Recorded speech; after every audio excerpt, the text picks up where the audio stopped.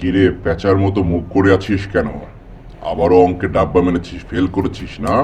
না, করি নাই। তাহলে তোকে প্রিন্সিপাল স্যার ডেকে বকাঝকা করেছে, মেরেছে, তাই না? না, মারে নাই।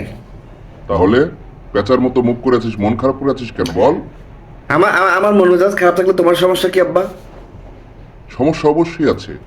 তুই আমার ছেলে, তোর মন খারাপ থাকে আমার কেন? মন মেজাজ খারাপ কারণ হচ্ছে আমি বাইরে মুখ দেখাতে পারতেছি না।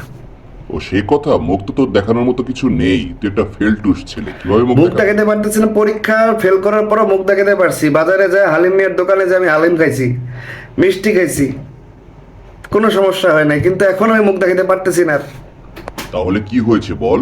তোকে কেউ গালমন্দ করেছে? কি সমস্যা আমাকে বল তুই। সবাই আমাকে গেলে খালি বলে যে বাপের টাকায় চলে, বাপের নাম ভাঙায় খায়। এইসব আমি মেনে নিতে পারতেছি না আব্বা। তো কথা তো ভুল বলে না, আমার নাম বলে বাকি খাস, আর কি কি খাস খবর পাই না। করেছিস? তুমি আমার একটা কথা শোনো, চারপাশে দেশে অনেক সংস্কার হইতেছে। এখন তুমি শুনছো কিনা জানি না, জাতীয় সঙ্গীতও কিন্তু সংস্কার করার চেষ্টা করে চলতেছে, জাতীয় সঙ্গীত চেঞ্জ করে ফেলার কথা বলতেছে। এবং চারপাশে পদত্যাগের কিন্তু হিরিক লেগে গেছে আব্বা। এখন আবার একটাই দাবি, এক দফা এক দাবি। তোর আবার কিসের দফা দাবি? পাগল হয়ে গেছিস না? তোমার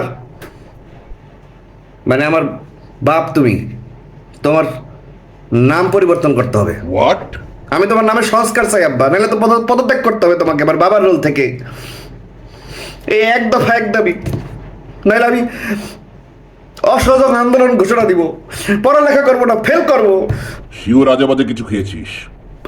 তোমার নাম পরিবর্তন করতে হবে, আমার আব্বার নাম পরিবর্তন করতে হবে। জাতীয় সঙ্গীতের নাম পরিবর্তন করলে আব্বার নাম পরিবর্তন হইতে পারবে না কেন? তবে রে